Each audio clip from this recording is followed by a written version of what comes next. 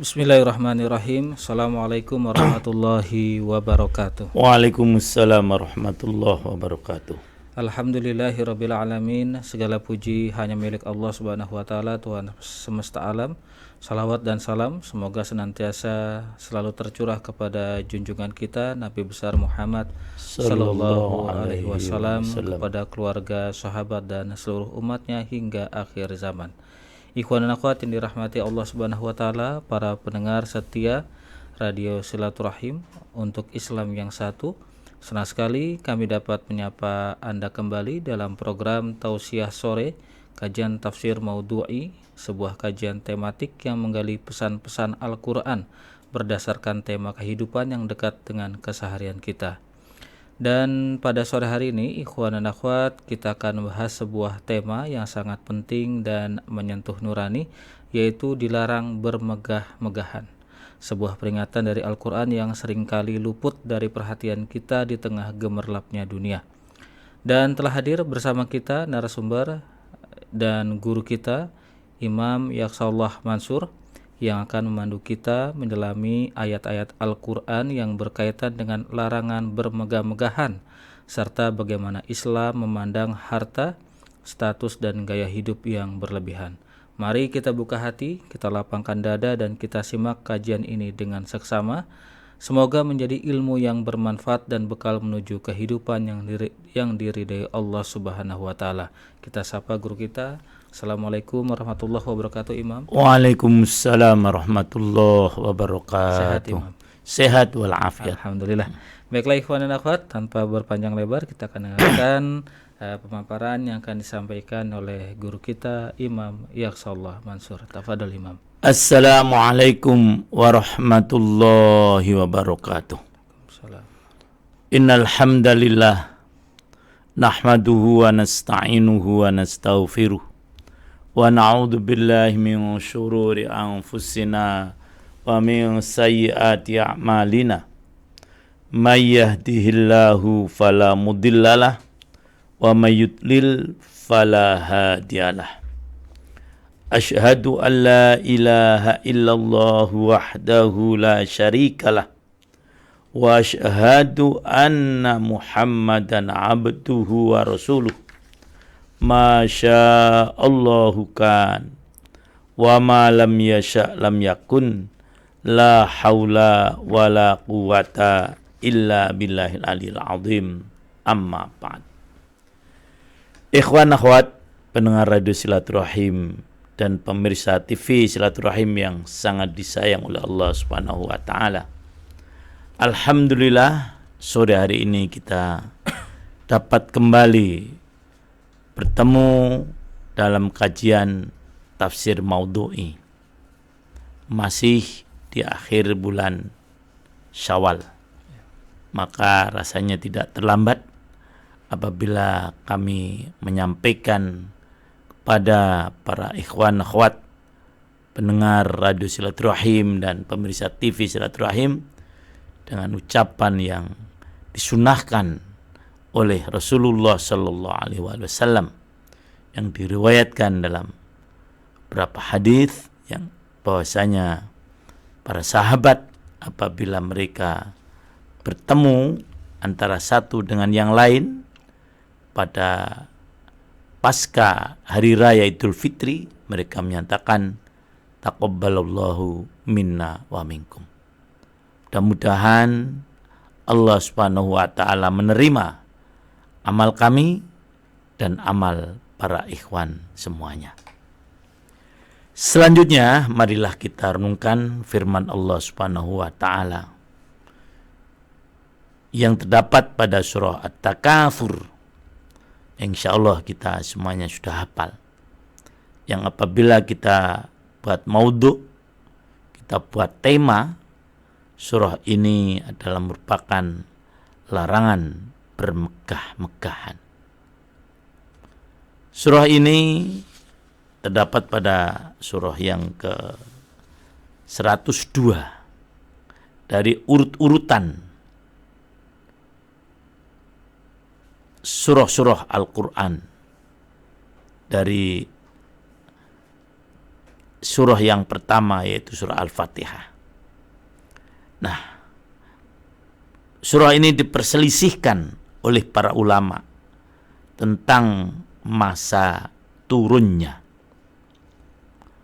Mayoritas ulama berpendapat bahwa surah ini turun sebelum hijrah, maka disebut surah Makkiyah. Ia turun berkaitan dengan dua suku di Mekah yang saling berbangga-bangga. Ada juga riwayat menyatakan bahwasanya surah ini turun bersamaan dengan kasus dua suku di kalangan sahabat Ansor di Madinah yang saling berbangga-bangga, sehingga surah ini dikategorikan sebagai surah Madaniyah. Walaupun riwayat ini sahih, riwayat yang menyatakan bahwasanya surah yang sedang kita kaji ini berkenaan dengan dua suku dari suku Ansor di Madinah yang saling berbangga-banggaan, namun tidak dapat dijadikan alasan untuk menyatakan bahwa surah ini Madaniyah. Surah ini turun setelah hijrah, karena bisa saja yang dimaksud dengannya adalah kasus yang tersebut dalam surah ini. Kasus yang memang terjadi setelah surah ini turun. Nah, surah ini mempunyai 3 nama. Yang terpopuler adalah Takatsur, yang kedua adalah Al-Hakum, sebagaimana disebut pada ayat yang pertama, dan juga ada sahabat yang menamainya dengan Al-Maqabir, sebagaimana disebut pada ayat yang kedua. Bunyi surah ini adalah sebagai berikut. A'udzubillahi minasyaitonirrajim. Bismillahirrahmanirrahim. Alhaakumut takatsur hatta zurtumul maqabir. Kalla sawfa ta'lamun. Thumma kalla sawfa ta'lamun. Kalla law ta'lamuna ilmal yaqin latarawunnal jahim thumma latarawunnaha 'ainal yaqin thumma latus'alunna yawma idzin 'anin na'im. Yang artinya kurang lebih ayat yang pertama, bermegah-megahan telah melalaikan kalian. Ayat yang kedua, sampai kalian masuk ke dalam kubur. Ayat yang ketiga, sekali-kali tidak. Kelak kamu akan mengetahui akibat perbuatanmu itu. Akibat kalian bermegah-megahan. Ayat yang keempat terulang lagi. Kemudian sekali-kali tidak. Kelak kamu akan mengetahui. Ayat yang kelima terulang lagi.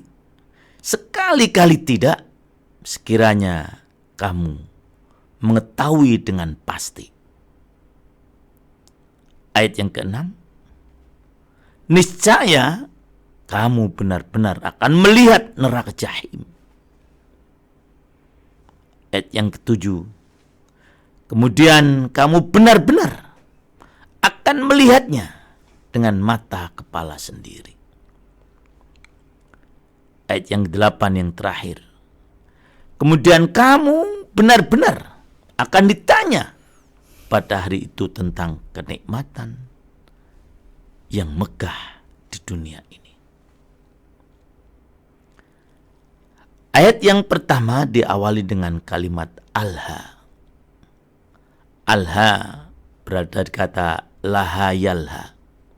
Artinya menyibukkan diri dengan sesuatu sehingga mengabaikan yang lain yang biasanya lebih penting. Itulah pengertian alha atau laha. Di dalam Al-Quran, kalimat ini antara lain terdapat pada surah An-Nur ayat yang ke-36 yang berbunyi, la tulhi tijaratun wala bai'un an dzikrillah. Rijalun la tulhihim tijaratun wala bai'un an dzikrillah. Laki-laki atau orang-orang yang tidak dilalaikan oleh perdagangan dan jual beli dari mengingat Allah Subhanahu wa ta'ala. Itulah ciri-ciri orang-orang yang mendapatkan cahaya dari Allah Subhanahu wa ta'ala. Siapa itu? Yaitu orang yang tidak dilalaikan oleh perdagangan dan jual beli dari ingat kepada Allah. Dia tetap melakukan aktivitas perdagangan, bisnis, jual beli dan sebagainya. Tetapi dia tetap ingat pada Allah Subhanahu wa ta'ala. Itu tanda orang yang mendapatkan cahaya dari Allah Subhanahu wa ta'ala. Tetapi kalau perdagangan dan jual belinya itu membuat dia lupa pada Allah, berarti Allah tidak memberikan nur, tidak memberikan cahaya pada orang tersebut. Kemudian juga kita lihat pada surah Al-Munafikun ayat yang ke-9, Allah menyatakan, la tulhikum amwalukum wala auladukum an dzikrillah. Jangan sampai hartamu dan anak-anak kamu itu melalaikan kamu dari ingat kepada Allah Subhanahu wa ta'ala. Mengurus harta bagus, mengurus anak bagus, tapi jangan sampai karena mengurus harta, karena mengurus anak akan menyebabkan lalai dari ingat kepada Allah Subhanahu wa ta'ala. Ayat ini sempurnanya, ya ayyuhalladzina amanu la tulhikum amwalukum wala auladukum an dzikrillah wa may yaf'al dzalika fa ulaika humul khasirun. Kalau pada surah An-Nur Allah menggambarkan orang yang mendapatkan cahaya dari Allah adalah orang-orang yang tidak dilalaikan oleh perdagangan dan jual beli dari zikir pada Allah. Maka pada surah Al-Munafikun yang menggambarkan siapa orang yang rugi.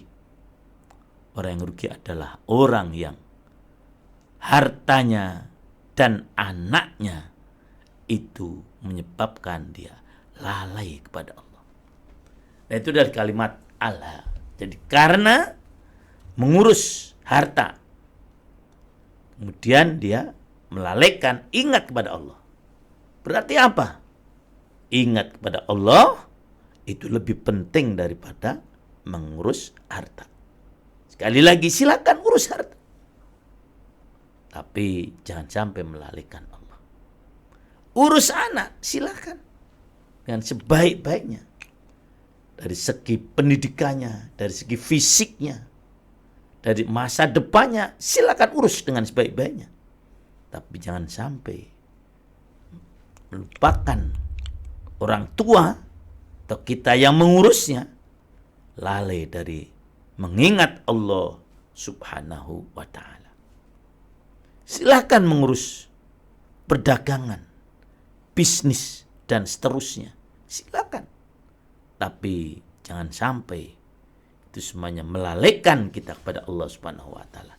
Nah, pada surah At-Takatsur ini Allah mengingatkan kepada kita agar jangan sampai menyibukkan diri dengan sesuatu sehingga mengabaikan yang lain, yang lebih penting, yaitu apa?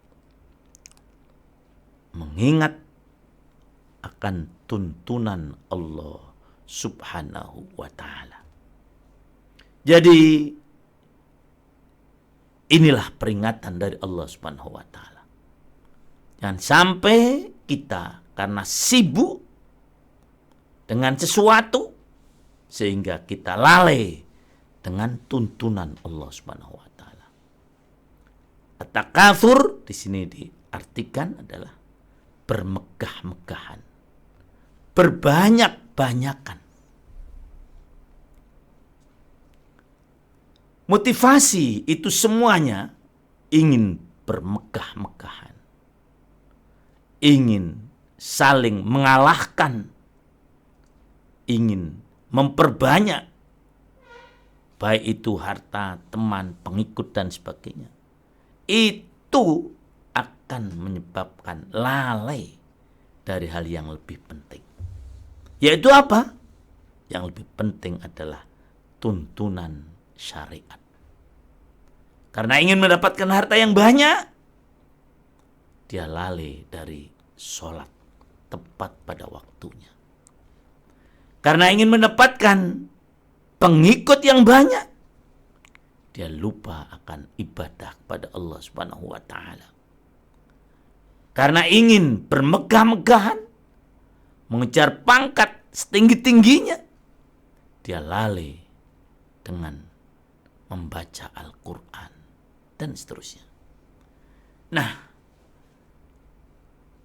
berkenaan dengan ayat ini, Ibnu Katsir menukilkan riwayat dari Imam Ahmad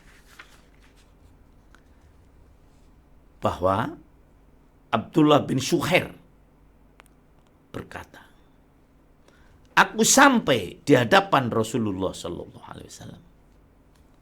Beliau membaca Alhaakumut Takatsur. Beliau bersabda yang artinya, anak Adam berkata, hartaku, hartaku. Padahal hartamu itu hanya yang kamu makan lantas habis, yang kamu kenakan lantas rusak, yang kamu sedekahkan dan itu telah berlalu. Demikian hadis riwayat Muslim. Selain itu, kalian tinggalkan untuk orang lain. Jadi Rasulullah sallallahu alaihi wasallam pernah mengingatkan kepada para sahabat tentang bagaimana sahabat itu merasa bahwasanya mereka memiliki harta yang ada di tangannya. Mereka memiliki harta yang disimpannya. Mereka memiliki harta yang masih ada padanya. Tetapi Rasulullah SAW menyatakan, bukan. Hartamu bukan yang masih ada di tanganmu. Hartamu bukan yang masih ada dekat dengan kamu. Hartamu bukan yang ada di simpananmu. Tapi harta kamu itu hanya 3. Apa? Yang pertama adalah yang kita makan, dan itu akan habis. Kemudian yang kedua, yang kita pakai, pakaian yang kita kenakan, kemudian rusak. Dan yang kita sedekahkan, dan itu telah berlalu. Itu harta kita. Nah, selain dari 3 itu, bukan milik kalian. Tapi itu milik orang lain yang akan kamu tinggalkan. Kemudian ayat yang kedua, Allah menyatakan, hatta zurtumul maqabir, sampai kalian masuk ke dalam kubur. Kelalaian manusia karena ingin memperbanyak kemegahan dunia, karena tidak ingin kalah dalam persaingan hidup, itu akan terus berlangsung sampai manusia masuk ke liang kubur. Hatta zurtum, sehingga kalian masuk al-maqabir, kuburan, tempat orang yang telah meninggal dunia atau liang kubur. Nah, itulah kalau keinginan tidak kita batasi. Kalau Allah tidak mengingatkan, dan Allah sudah mengingatkan pun masih banyak orang yang karena yang mengejar kemegahan dunia, yang memperbanyak harta, yang ingin tidak kalah dengan orang yang lain. Terus mereka lakukan sampai mereka itu meninggal dunia.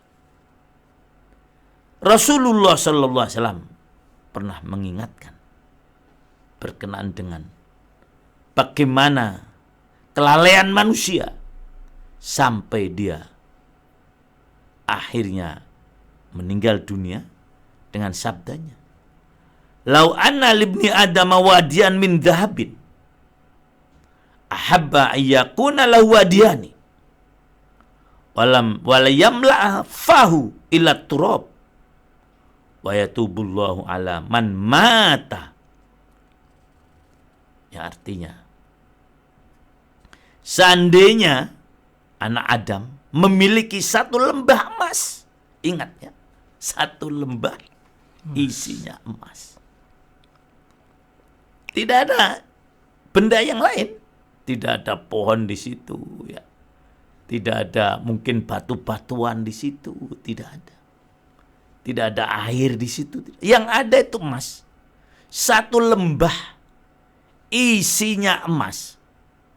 Harusnya kan membuat orang sudah puas karena memang dia ingin mendapatkan harta. Tetapi tidak. Sabda Rasulullah SAW, pasti dia menginginkan dua lembah lainnya. Dan sama sekali tidak menutup mulutnya. Artinya tidak merasa puas.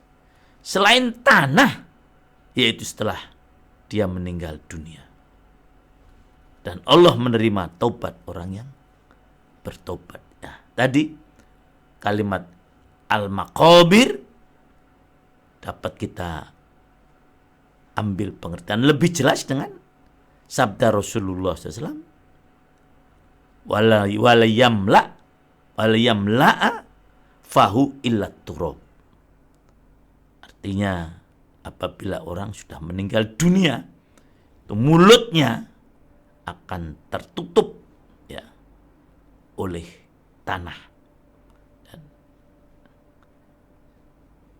apabila itu yang terjadi, maka selesai sudah apa yang dia cari selama ini.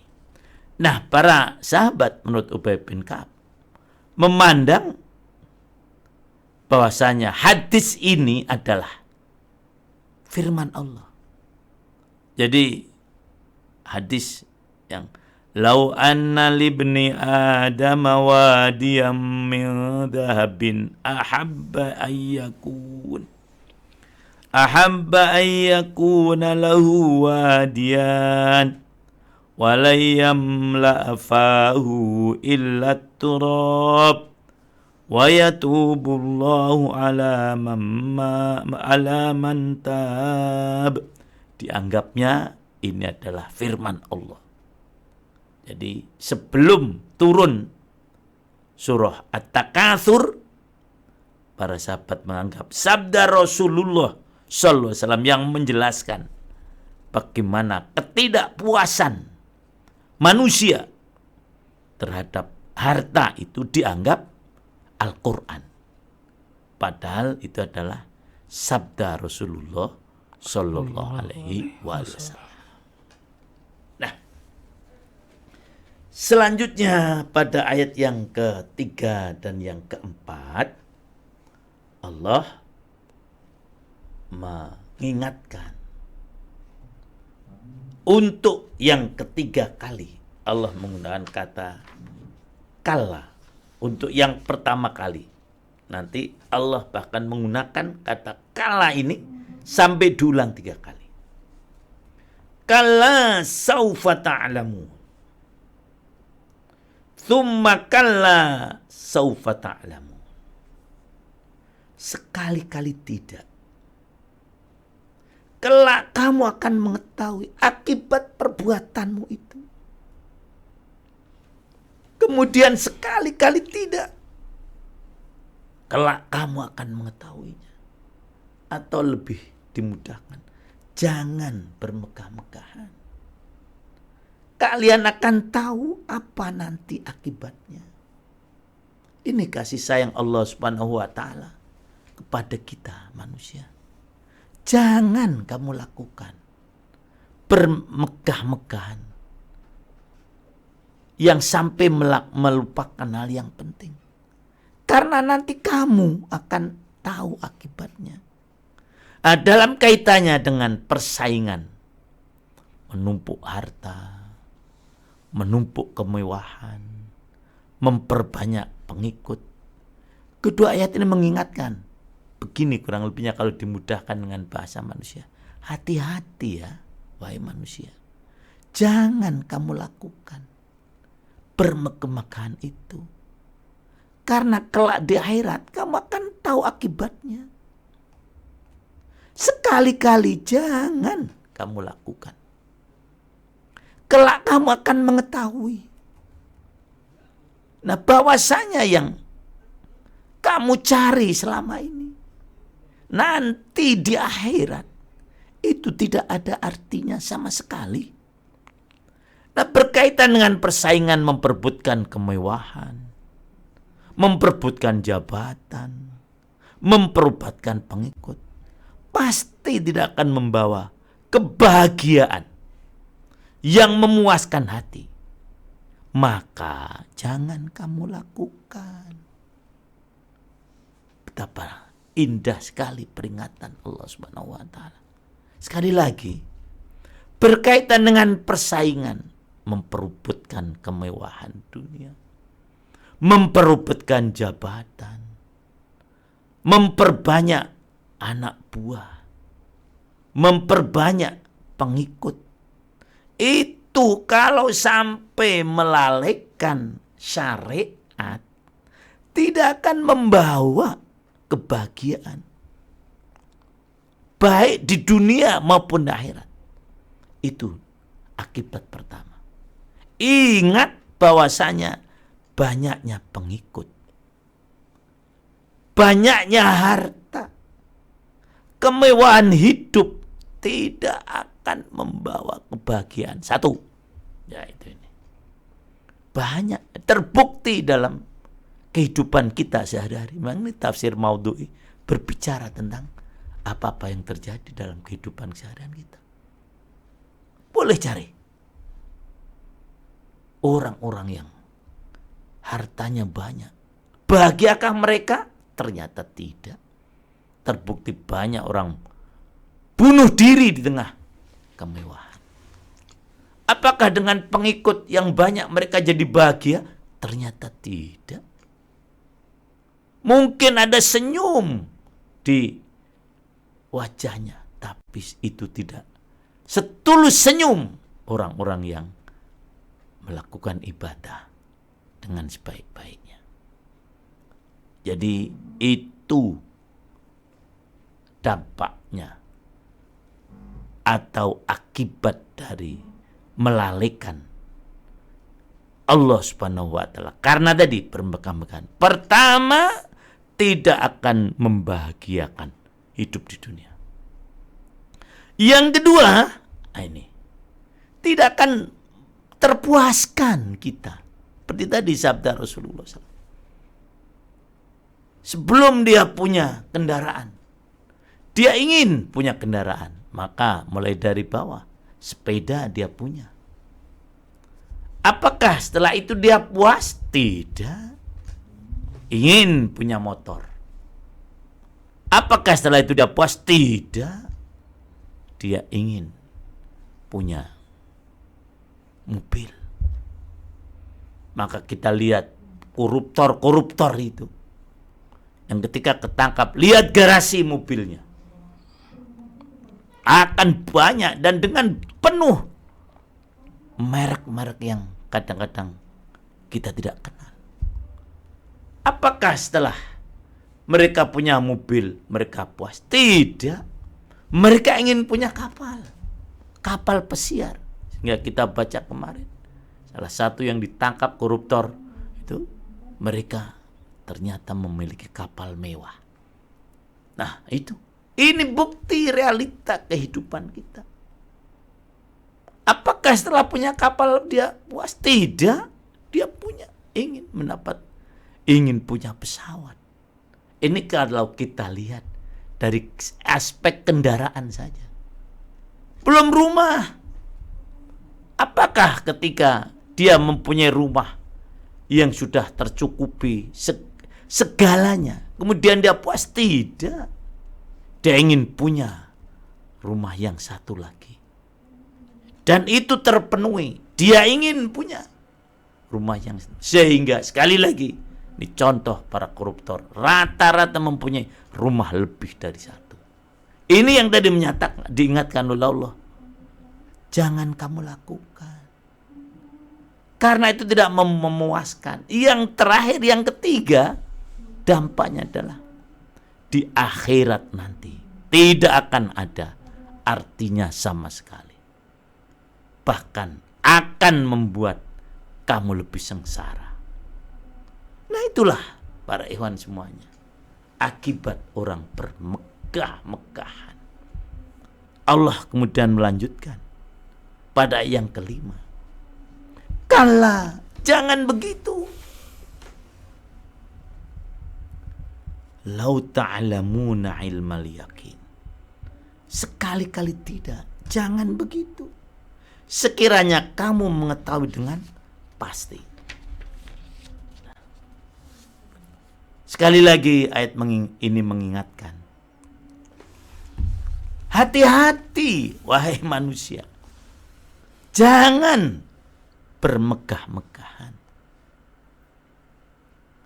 Sungguh jika kalian mengetahui dengan pengetahuan yang pasti, yang yakin, niscaya kamu tidak akan melakukan. Nah, itu sudah diberikan ketentuan, diberitahu oleh Allah. Kalau kamu tahu akibat dari bermegah-megahan tadi, akibat dari melakukan perlombaan, akibat dari persaingan yang tidak sehat dalam kehidupan dunia, nanti di akhirat ya, pasti kamu tidak akan melakukan. Ilmu yakin, ilmal yakin di sini adalah keyakinan yang berdasarkan pengetahuan. Ya, jadi itu ilmu yakin. Jadi sekali lagi, dengan ilmu yang berdasarkan keyakinan itu namanya ilmu yakin. Tidak hanya pengetahuannya, yakin juga dapat diartikan sebagai pengetahuan yang untuk menolak keraguan-raguan. Kamu tidak akan melakukan itu kalau kamu itu sadar yang kamu lakukan di akhirat tidak ada artinya sama sekali. Di dunia tidak memuaskan. Kemudian di samping dia tidak memuaskan, juga tidak akan membawa kebahagiaan. Boleh kalau ada yang mungkin tidak percaya dengan statement ini. Apakah banyaknya harta membahagiakan? Kalau kita baca dalam riwayat hidup Mike Tyson, saya kira waktu dia sedang jaya-jayanya, jarang yang menandingi kekayaannya. Pernah dia difoto dengan latar belakang dolar yang memenuhi dirinya, tubuhnya. Tetapi dia mengatakan, itu ternyata tidak membawa bahagia pada saya. Dan dia baru merasakan kebahagiaan, ini sebenarnya ekstrim juga, setelah dia masuk penjara. Nah, itu. Jadi di penjara dia malah merasa lebih bahagia daripada dulu hidup berkalang harta. Nah, bukan berkalang tanah, berkalang harta. Jadi sadarlah para ikhwan semuanya. Bukan berarti al-fakir saya menghalang-halangi para ikhwan untuk terus mencari harta. Silakan cari harta sebanyak-banyaknya, tapi jangan sampai melupakan hal yang lebih penting. Apa? Yaitu melaksanakan syariat Allah subhanahu wa ta'ala. Nah, apa yang nanti dia dapatkan ketika dia sudah masuk ke liang kubur atau sudah dalam kehidupan yang berbeda dari kehidupan di dunia, yaitu kehidupan akhirat? Allah menyatakan, la tarawunnal jahim thumma la tarawunnaha ainal yaqin. Niscaya kamu akan benar-benar melihat neraka jahim.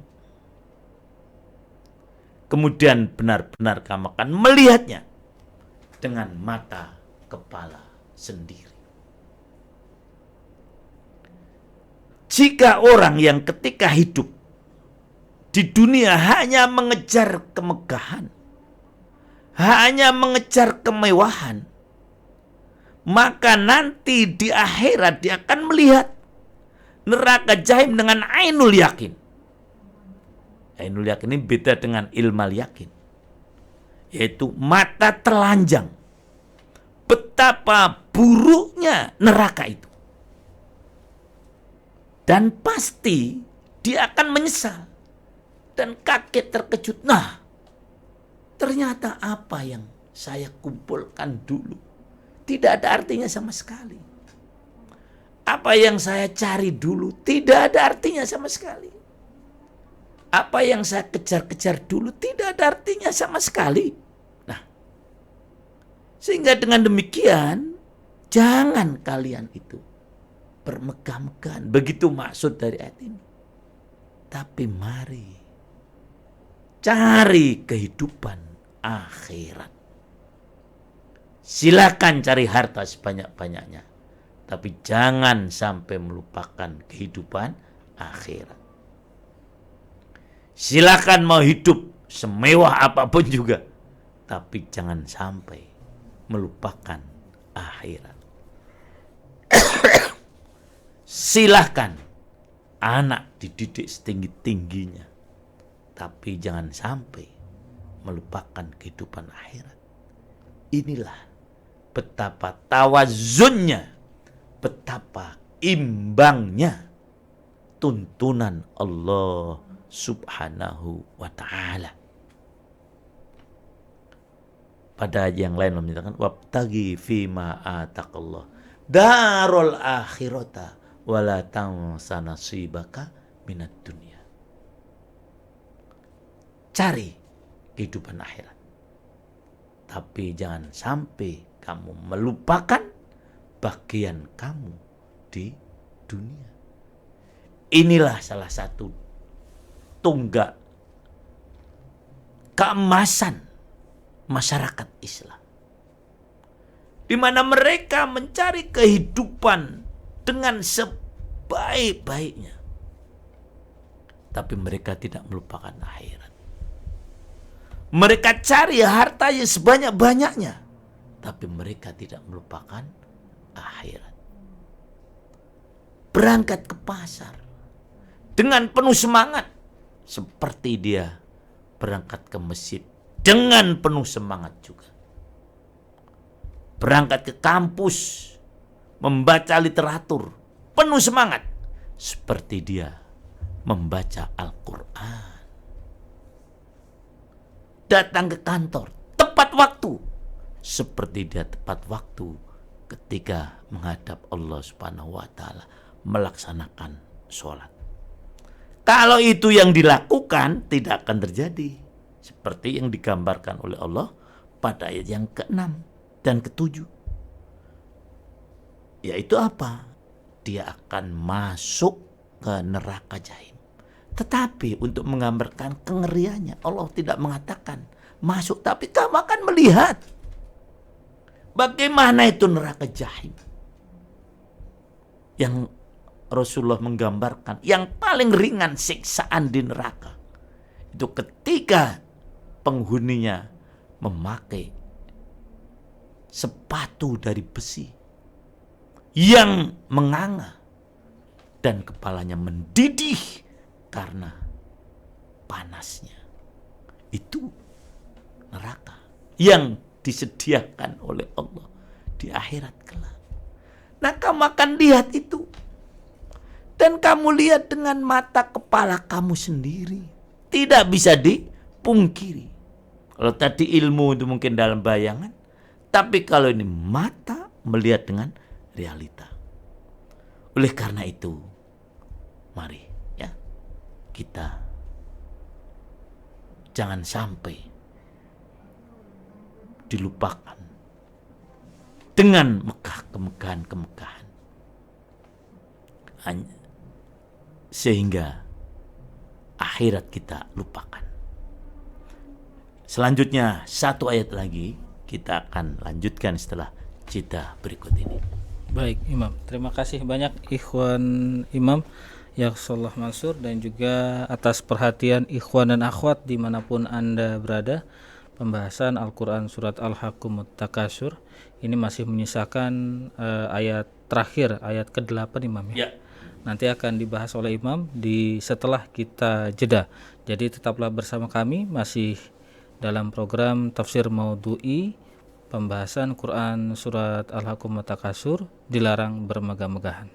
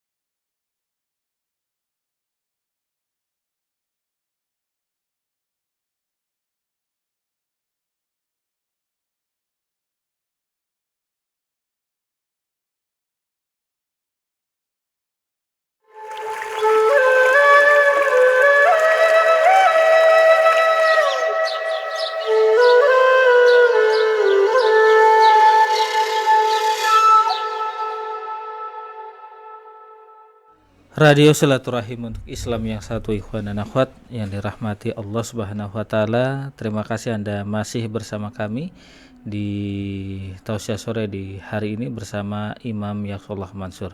Kita masih akan membahas Al-Qur'an surat Al-Haqqum Takasur, ini di akhir ayat yaitu ayat ke-8. Tafadhal Imam. Bismillah.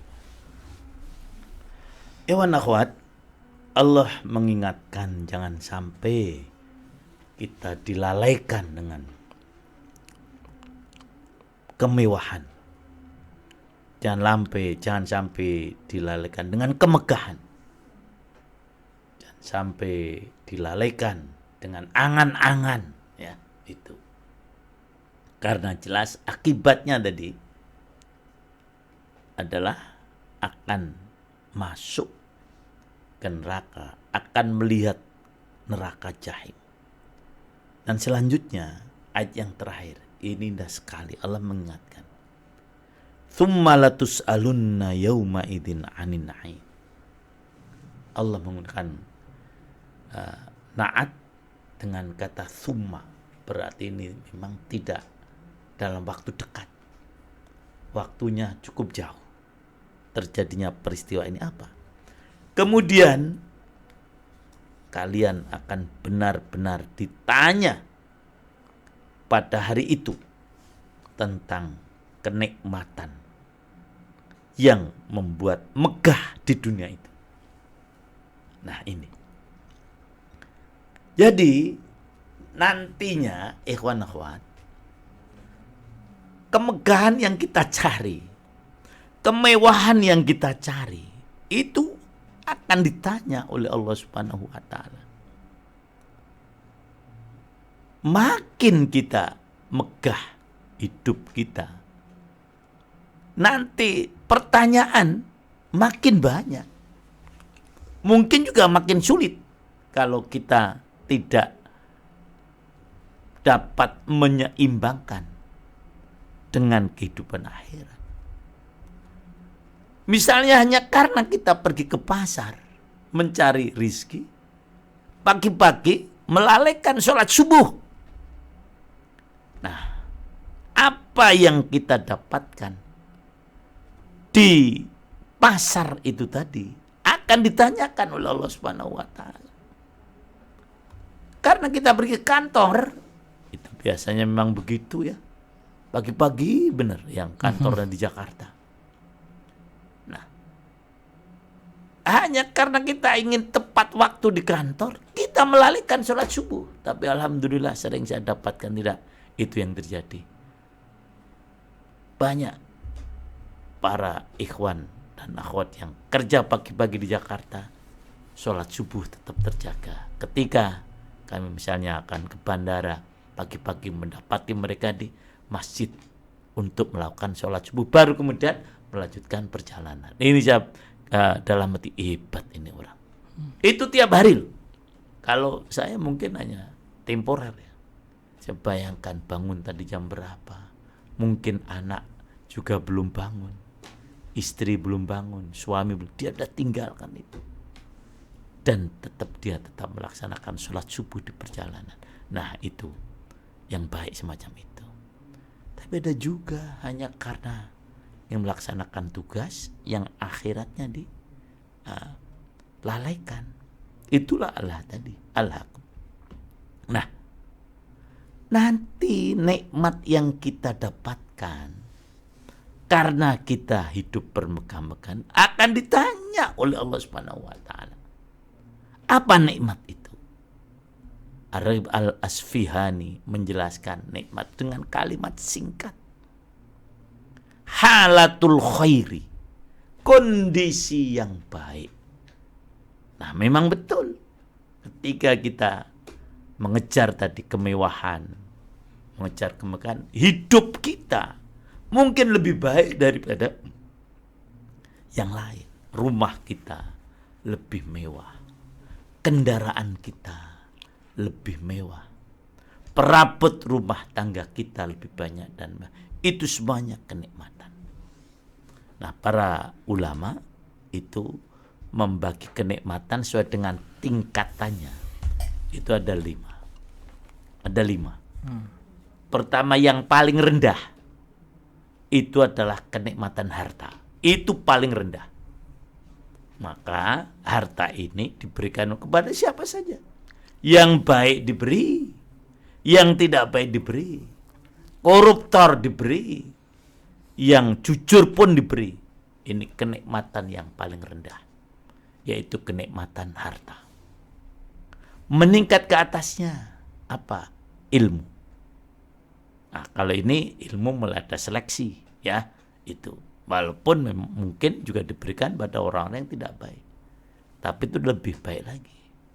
Maka kalau kita mengukur orang, itu antara ilmu dengan harta, mesti kita akan meninggikan orang yang berilmu. Antara profesor misalnya begitu dengan pengusaha yang sukses, orang akan menghargai profesor akan di bidang ilmu. Kemudian yang tingkatan ketiga, kesehatan. Itulah kenikmatan. Walaupun harta banyak, ilmu juga ada, tapi kalau tidak sehat, apalah artinya? Tidak ada artinya semuanya itu. Makanan semuanya ada, tapi dia tidak bisa memakannya. Naik lagi ke keempat, apa? Dzurriyyah thayyibah, keturunan yang baik. Nah, itu kenikmatan juga. Itu sudah lebih bagus. Tingkatan keempat. Tingkatan yang terakhir, ini yang kita cari, apa? Ridho Allah subhanahu wa ta'ala. Itu. Nah, ayat yang terakhir ini merupakan kunci dari peringatan ayat-ayat sebelumnya. Apapun bentuknya kenikmatan itu pasti akan diminta pertanggungjawaban oleh Allah Subhanahu wa taala. Ibnu Abi Hatim meriwayatkan, ketika turun ayat ini atau surah ini, tepatnya ayat ini, tsumma latus'alunna yauma idzin 'anin na'im, yang tadi artinya kemudian kalian akan ditanya tentang kenikmatan. Sahabat orang cerdas-cerdas, hatinya lembut, langsung mereka bereaksi. Mereka kemudian bertanya pada Rasulullah, wahai Rasulullah, nikmat apa yang kami dapatkan? Karena memang mereka rata-rata saat itu miskin. Sesungguhnya kami hanya makan roti gandum dan mengganjal perut kami. Apa itu juga akan ditanyakan. Itu sensitif sekali perasaan para sahabat. Apa kami sudah mendapatkan nikmat ya Rasulullah? Apakah hanya roti yang kami makan, yang mengganjal perut kami juga akan ditanyakan oleh Allah Subhanahu wa taala? Ini yang mereka tanyakan. Rasul kemudian menjawab,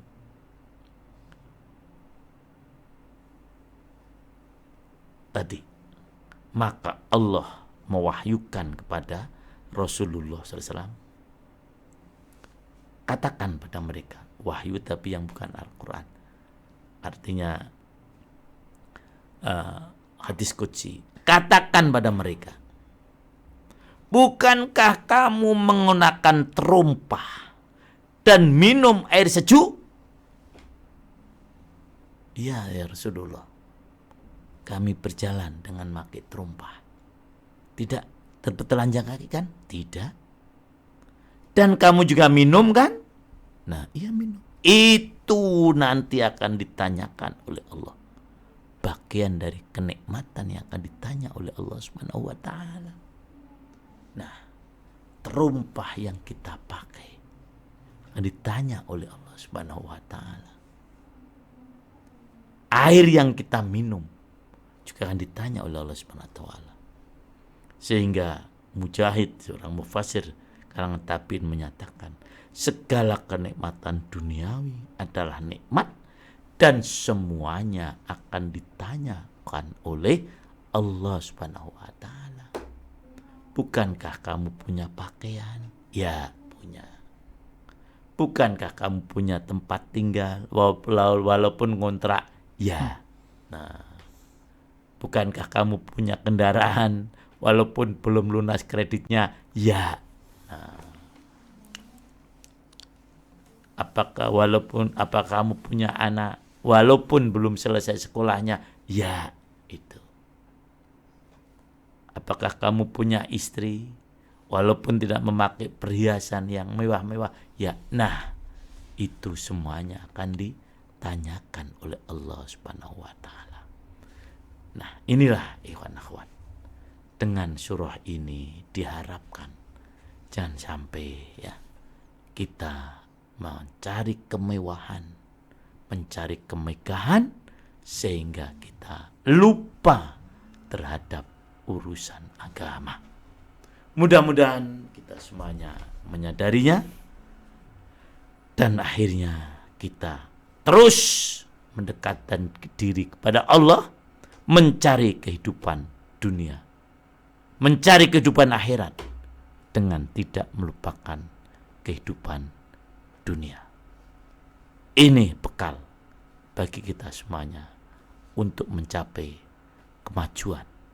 Ini bekal kita semuanya untuk mencari solusi kehidupan. Ini bekal kita semuanya untuk bisa lebih menjadikan kita sebagai hamba Allah yang sempurna dalam ukuran kita sebagai manusia. Wallahu a'lam bishawab. Baik. Jazakallah Imam atas tausiahnya di sore hari ini.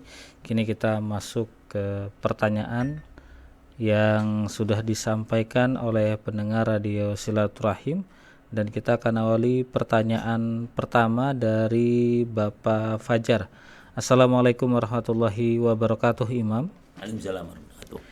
Saya ingin bertanya bagaimana cara kita bisa menjaga hati agar tetap bersyukur dalam segala keadaan. Apakah ada surah dalam Al-Quran yang mengingatkan kita untuk selalu bersyukur baik dalam keadaan senang maupun susah?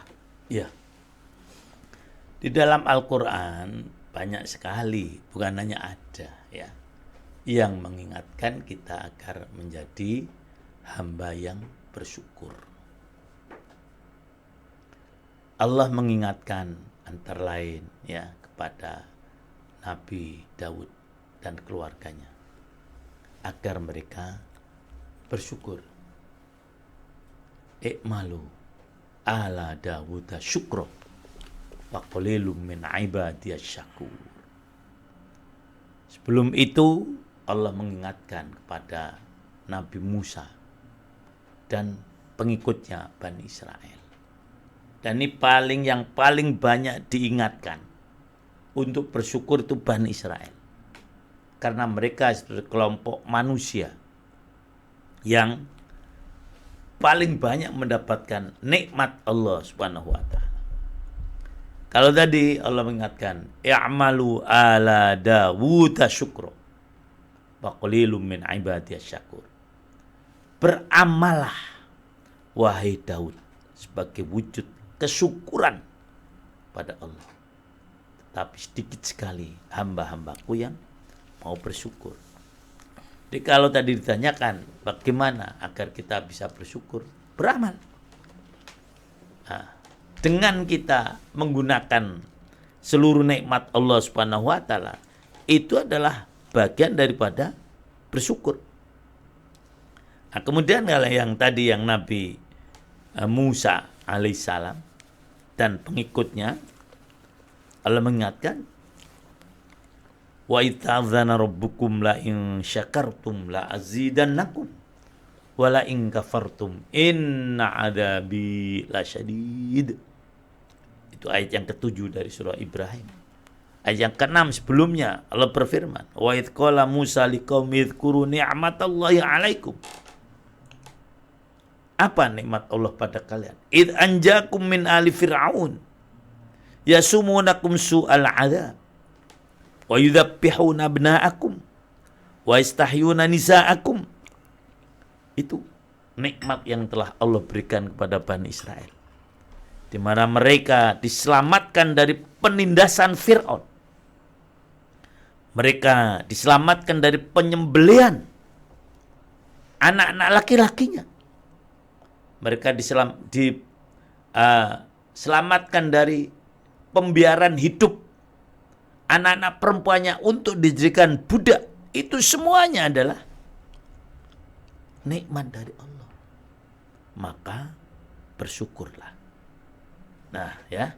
Kemudian Allah menyatakan, wa idz ta'adzana rabbukum la in syakartum la azidannakum wa la in kafartum inna adzabi lasyadid. Dan bab tentang syukur ini banyak sekali diurai oleh para ulama karena satu hal yang sangat penting. Sampai Imam Ghazali dalam kitab Ihya-nya itu membuat satu bab khusus tentang syukur. Dia jelaskan dengan panjang lebar. Sedikit saja yang saya sampaikan. Bahwasanya syukur adalah menggunakan nikmat sesuai dengan yang memberi nikmat. Bukan menggunakan nikmat sesuai dengan yang diberi nikmat. Saya diberi harta oleh Allah Subhanahu wa taala. Harta tidak saya gunakan sesuai dengan keinginan saya, tidak. Itu bukan syukur, itu namanya kufur. Saya diberi ilmu, saya gunakan sesuai dengan apa yang Allah tuntunkan pada saya. Tidak kemudian ilmu saya gunakan sekehendak saya sendiri, tidak. Nah, itulah syukur. Syukur ada 3 rukunnya. Yang pertama adalah ilmu. Ini rukun pertama. Yang kedua hal. Ini rukun kedua. Yang ketiga adalah amal. Nah, itu. Apa itu ilmu? Orang yang mendapatkan nikmat tadi yakin kalau nikmat tadi datang dari Allah. Jadi kalau dikatakan ilmu di sini pengakuan. Dia mengakui kalau nikmat itu dari Allah Subhanahu wa taala. Bukan karena usaha dirinya semata-mata, tidak. Nah, itu. Dan ini yang dihayati oleh para pendahulu kita soal kemerdekaan. Dan tidak ada satu preambul menurut para pakar politik ya yang membahas tentang preambul pembukaan berdirinya sebuah negara kecuali Indonesia yang mengedepankan syukur atas berkat rahmat Allah yang maha kuasa. Nah, itu mereka memang tahu betul soal syukur. Negeri ini dapat merdeka itu atas berkat rahmat Allah Subhanahu wa taala. Nah, itu. Dan seharusnya bangsa Indonesia merasa begitu. Bahasanya apa yang dia dapatkan semuanya di bumi ini, di bumi yang kita tempati ini, itu adalah berkat rahmat Allah Subhanahu wa taala. Hidup di negeri yang makmur. Nah, itu. Yang segala ada. Dengan kondisi cuaca yang sangat memungkinkan. Mungkin para anak akan dapat membandingkan ketika keluar dari Indonesia. Di Cina itu kalau panas-panas sekali. Kalau dingin-dingin sekali. Pernah sampai sekian di bawah 0 derajat. Waktu kami ke Cina itu di 8 di bawah 8 minus 8 Celcius. Bayangkan. Atau kemarin yang saya umroh di Mekah kayak apa panasnya. Di Indonesia nggak pernah kayak gitu. Inilah kita hidup di Indonesia. Kalau sampai kita tidak bersyukur, terlalu kita. Dah itu.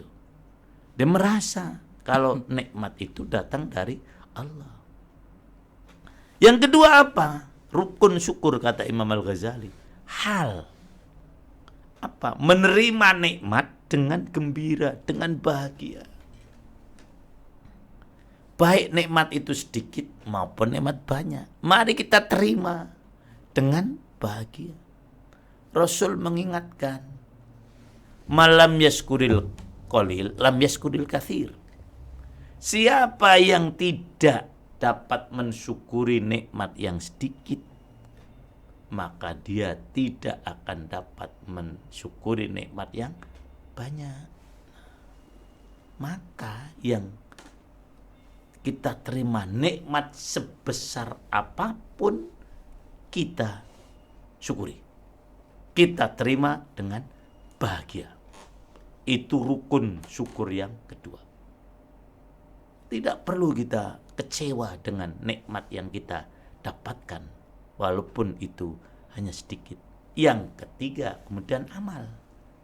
Menggunakan nikmat tadi untuk beramal, untuk hal-hal yang diridhoi oleh Allah Subhanahu wa taala. Maka ketika menafsirkan ayat yang tadi saya bacakan di surah Ibrahim ya, wa ita'adzana rabbukum la in syakartum la azidannakum wa la in kafartum inna adzabi lasyadid. Wujud syukur menurut tafsir Jalalain itu ada dua. Satu tauhid, yang kedua taat. Nah, jadi kita dianggap bersyukur kalau kita ini mentauhidkan Allah, seperti rukun syukur yang pertama tadi menurut Imam Al-Ghazali. Bahasanya nikmat itu semata-mata dari Allah. Kemudian nikmat tadi kita gunakan untuk mentaati Allah Subhanahu wa taala. Jangan sampai kita kufur dengan nikmat. Nah, kebalikan daripada syukur adalah kufur. Kufur ada dua dalam tafsir Jalalain. Apa? Bisyirki wal maksiyah, dengan menyekutukan Allah dan berbuat maksiat.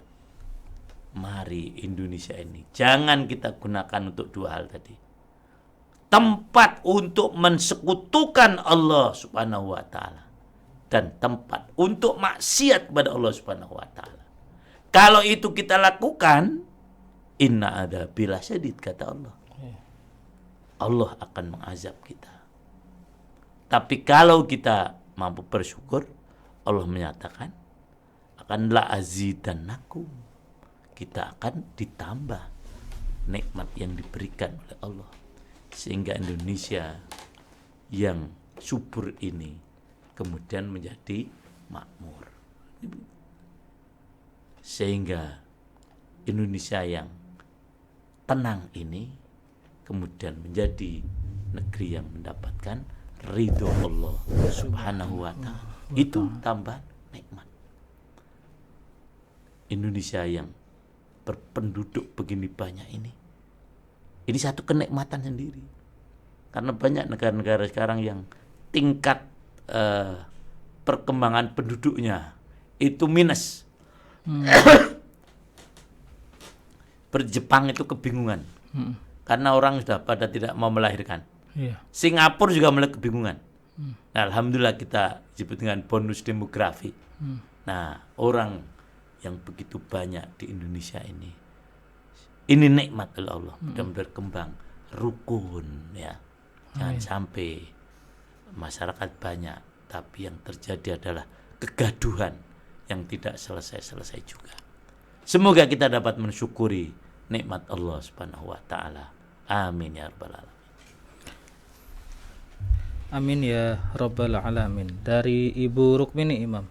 Assalamualaikum warahmatullahi wabarakatuh. Waalaikumsalam warahmatullahi wabarakatuh. Kita hidup di dunia ini hanya bersenda gurau, dan kesenangan di dunia ini hanya menipu.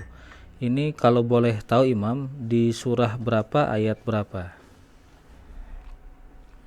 Itu Imam pertanyaannya. Jadi memang kehidupan di dunia itu Allah gambarkan lahun walaib.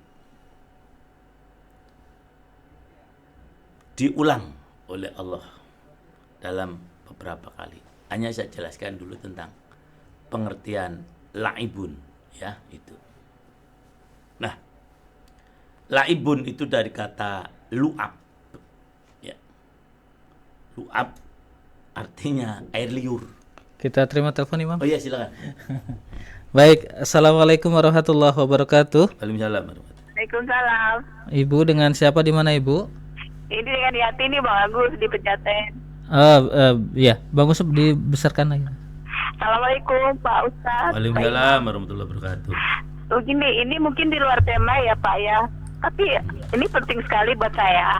Jadi gini Pak, kalau zakat mal itu, misalkan kita kan nggak sempat ngambil di rekening ya Pak ya. Kita kan mau mengeluarkan Iya. zakat mal nih. Sebentar. Kita nggak bisa ngambil di ATM tuh soalnya akan repot atau apa takut ada kriminal gitu ya.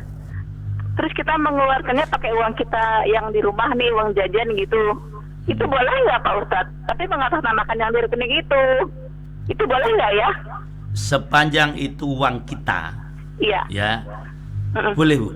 boleh ya. Nah, Tanpa ya. mengambil yang di sana itu dikeluarkan zakatnya tuh yang di Iya, rumah aja buat yang uang jajan kan itu boleh itu ya? uang kita.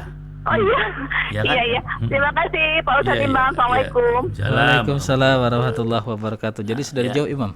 Apa? Sudah dijawab ya? Iya, jadi apa yang tadi jadi kalau ada kita punya uang Iya. yang masih kita simpan, kemudian kita keluarkan zakat bukan dari uang tadi, tapi kita ambil dari simpanan yang lain, sepanjang itu uang kita, itu bisa ya untuk membayar zakat. Nah tadi ibu yang buruk mini ya, Ya, Bu yang Rukmini. bertanya tentang kehidupan dunia itu hanya permainan dan senda gurau, itu ibu bisa lihat pada surah Al-Hadid ya, ayat yang ke 20. Untuk memudahkan, surah Al-Hadid itu akhir daripada juz yang ke 27 ya.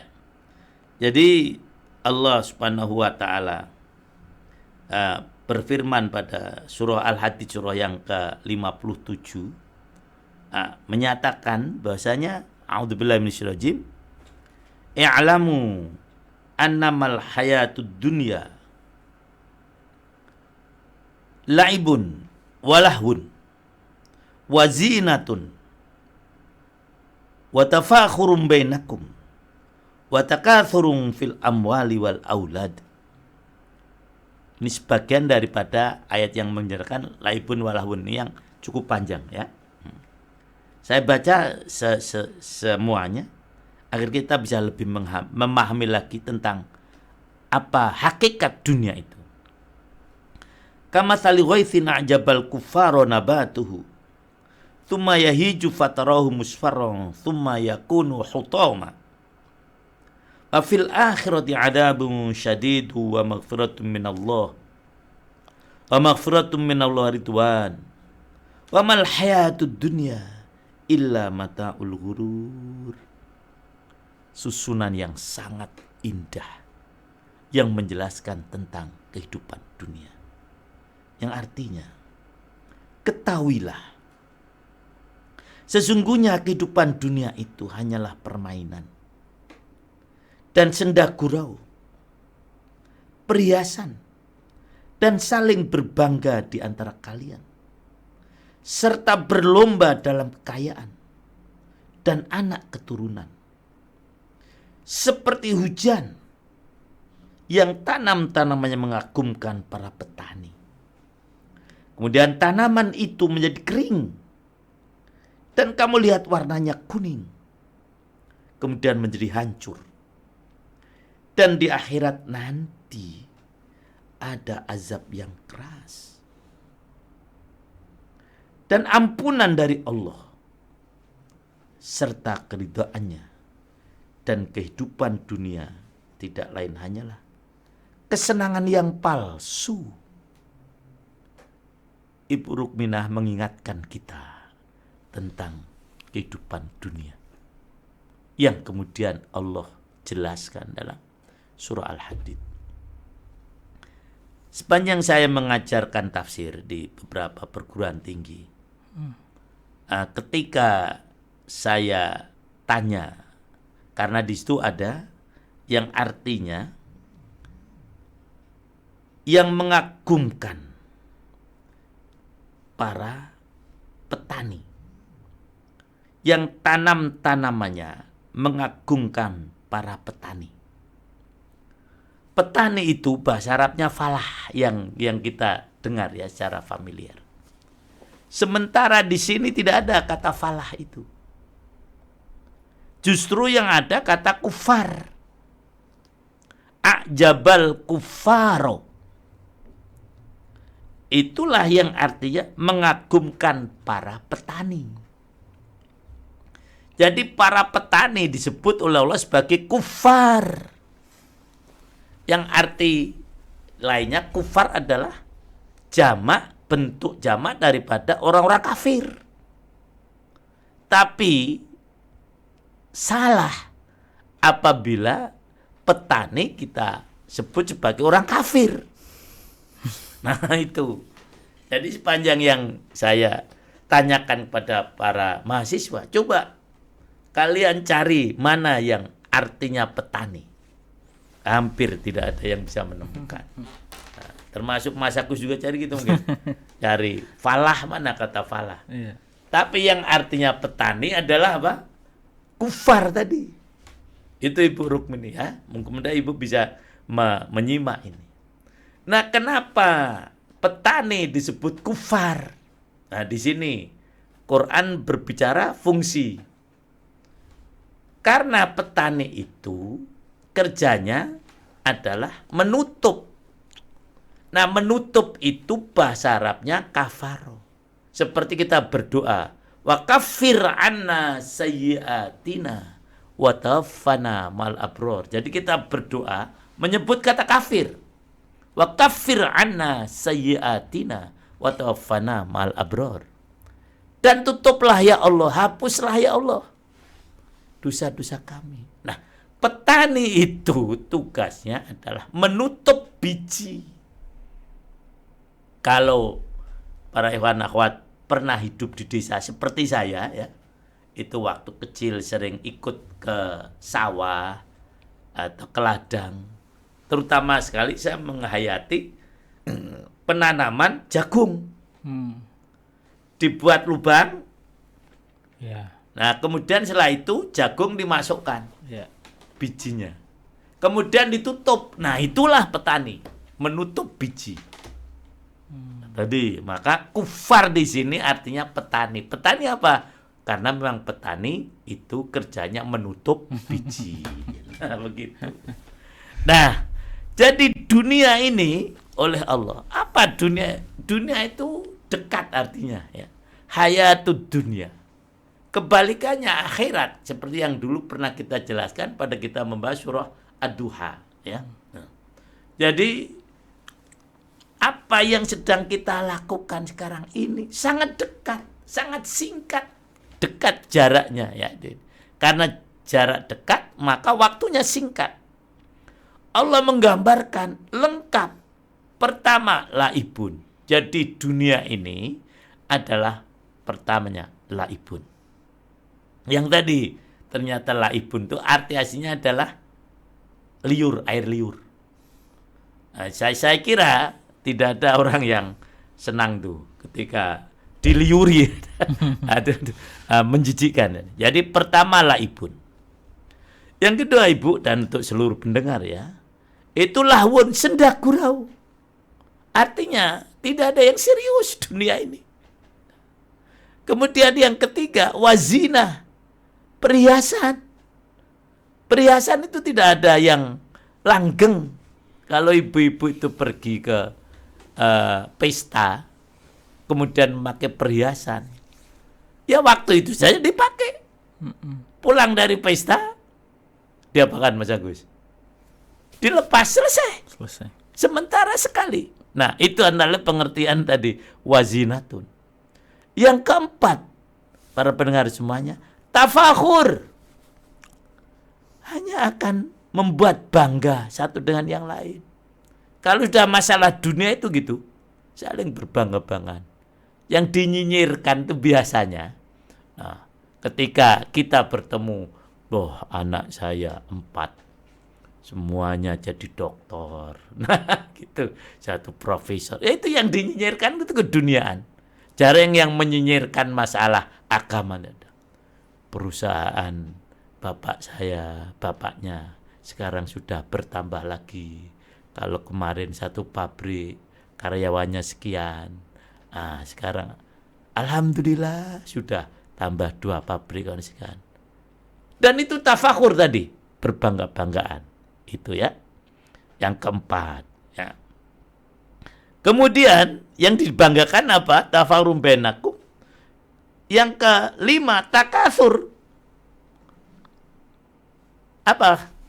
Yaitu berlomba-lomba dalam soal kekayaan dan tafakur keturunan. Ya tadi, pabriknya sudah jadi berapa sekarang? Anaknya sudah jadi apa sekarang? Takasurun, hartanya juga, dan seterusnya. Itu diakui atau tidak yang akan dijadikan biasanya dalam kita pergaulan, sebagai pembicaraan dalam pergaulan. Jadi saya ulangi lagi, dunia ini adalah laibun, yang kedua lahun, yang keempat zinatun, yang kelima tafakhur, yang keenam takasur fil amwali wal aulad. Berbangga-banggaan tadi ya, alhaqumut takasur tadi, yang jadikan banggaan harta dan anak. Allah menggambarkan bagaimana dunia itu seperti hujan yang ketika datang mengagumkan para petani, kemudian menumbuhkan tanam-tanaman yang tanaman tadi mengagumkan karena turunnya hujan, tapi kemudian setelah itu tidak lama menjadi kering, ya hijau. Fatarahu musfarron, menjadi kuning, bahkan hancur, kuning dan hancur. Itulah kehidupan dunia, mengagumkan, singkat, setelah itu hancur, tidak dapat lagi dinikmati. Nah, oleh karena itu Allah mengingatkan, ingat ya, harta yang kamu cari dengan tadi berbangga-banggaan itu akan mendatangkan siksaan yang berat di dunia, tetapi juga wa maghfiratun. Kalau kamu bisa gunakan dengan harta itu, dosa-dosa kamu akan diampuni oleh Allah Subhanahu wa taala. Termasuk tadi dengan untuk membayar zakat. Nah, dengan zakat dosa-dosa kita akan diampuni oleh Allah Subhanahu wa taala. Sampai kemudian ayat ini agak panjang ditutup oleh Allah. Ingat ya, bahwasanya dunia itu tidak lain hanyalah kesenangan palsu, mataul ghurur. Demikian yang dapat saya sampaikan. Mudah-mudahan ada manfaatnya. Baik Imam. Jazakallah Imam atas jawabannya. Pertanyaan dari Ibu Rukmini sebagai pertanyaan penutup kita di hari ini. Mohon maaf kepada Pak Mujito yang baru saja memberikan pertanyaan, namun karena kita dibatasi oleh waktu, jadi untuk sementara kami skip terlebih dahulu Pak. Kita akan mendengarkan kesimpulan dari Imam. Ikhwan akhwat, bahwa surah At-Takatsur adalah peringatan yang sangat indah dari Allah Subhanahu wa taala agar kita dalam menghadapi dunia ini tidak melalaikan kehidupan akhirat. Bagi yang telah mendapatkannya tidak perlu berbangga-bangga, dan bagi yang belum mendapatkannya tidak perlu berkecil hati, karena harta akan diberikan oleh Allah Subhanahu wa taala sesuai dengan apa yang kita perlukan, apa yang kita butuhkan, dan itu hanya kita yakini. Maka mari kita cari kehidupan akhirat dengan berbekal kehidupan dunia. Wallahu a'lam bishawab. Baik Imam, jazakallah Imam. Ikhwan dan akhwat, dengan demikian sesudah jumpa kita di sore hari ini. Terima kasih Anda telah menyimak kajian sore hari ini bersama guru kita Imam Yasollah Mansur dengan tema dilarang bermegah-megahan. Semoga ilmu yang telah disampaikan dapat membawa manfaat dan mengarahkan kita untuk hidup dengan kesederhanaan, jauh dari sifat bermewah-mewah. Mari kita tutup dengan doa. Subhanakallahumma wa bihamdika asyhadu alla ilaha illa anta astaghfiruka wa atubu ilaik. Wassalamualaikum warahmatullahi wabarakatuh. Waalaikumsalam.